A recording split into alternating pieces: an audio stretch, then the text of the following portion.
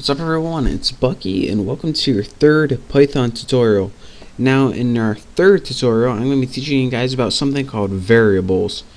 Now this concept is gonna seem kind of familiar if you learned any other programming languages, but for those of you noobs out there, what a variable is a placeholder for something else, or it's pretty much a temporary storage for any value.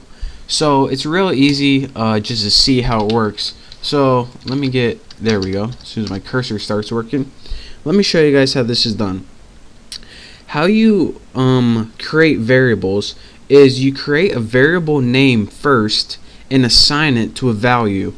Now this value can either come from you or another person. So first let me show you guys how to create a real simple variable. Let's start with x. That's a pretty common name for a variable. And let me assign it to any number like 18. And then just put x equals 18 and press enter.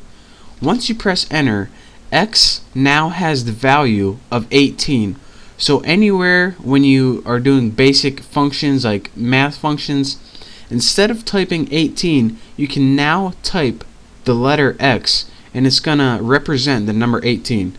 So instead of putting 18 times 4, all you can do, or all you have to do, is to put x, what are we gonna do, plus 15, and it's gonna view x as 18 and output whatever 18 plus 15 is. Now this value stays the same, x equals 18, unless you change it. So you can use it again and again. X, let's do exponent 3, 18 to the third power is that. And again, that's how you can assign variables to multiple values, or excuse me, just a single value. You can also have more than one variable at a time. So x equals 18 right now. You can also have y equals 54. Press enter. We now have two variables stored in our computer. X is equal to 18 and y is equal to 54. Now you can use both of these in the same function if you want. X plus y equals 18 plus 54 equals 72. And you can keep going on and on like this. Another thing that I want to show you guys is that if you're just looking at this and be like, alright, variables, they're kind of cool, but they're kind of worthless.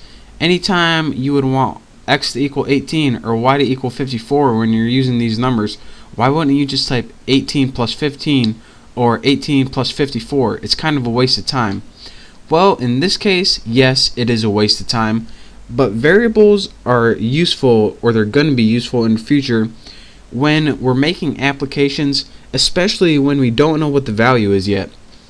And if you're looking at what I just did and be like, how can you not know what you're going to add before you add it? Are you an idiot? Well, yes, I am an idiot, but more importantly, whenever you get information from a user and write programs this way, those are the things that you don't know what information they're going to enter yet. So say you write a program to like a mortgage calculator or something.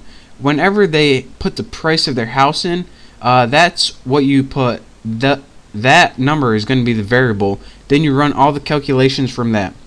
So how can we in Python make it so pretty much whatever they're going to enter is going to be stored into a variable? Well, I'm going to show you guys how to do that right now. To do this, you need a little function called input. So let's say we have a variable, let's store it in G. So put G equals input. Now in your empty parameters, just write a little message, put like enter number here. Now once you press enter, a little prompt's going to come up, whatever you typed in your parentheses. Now this is what the user would see right here. So it's going to enter a number right there, put 43.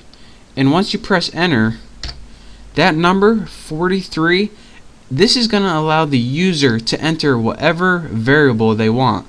So instead of just writing our own variables, this is a little function where the user can have their own variables. Now, unlike us assigning the variable, the user just assign the number 43 to G. And this is why a bunch of different applications can be made possible. Now, instead of 43, we can simply use the letter G for any function we want. G plus 32 equals 75. G exponent 3, whatever that is. So again, to assign your own variables, just write a variable name, one letter will do for now, and assign it using the equal sign. Or if you want to get the user to assign a variable for you, which you can use in functions later on, all you have to do is make a variable name, like anything, make it equals to, and put input. And then write a little message so they know what's going on. And again, this little input function right here, that allows the user to assign their own variables instead of having us do it. So again, that is your $2 tour on variables. I hope you learned something.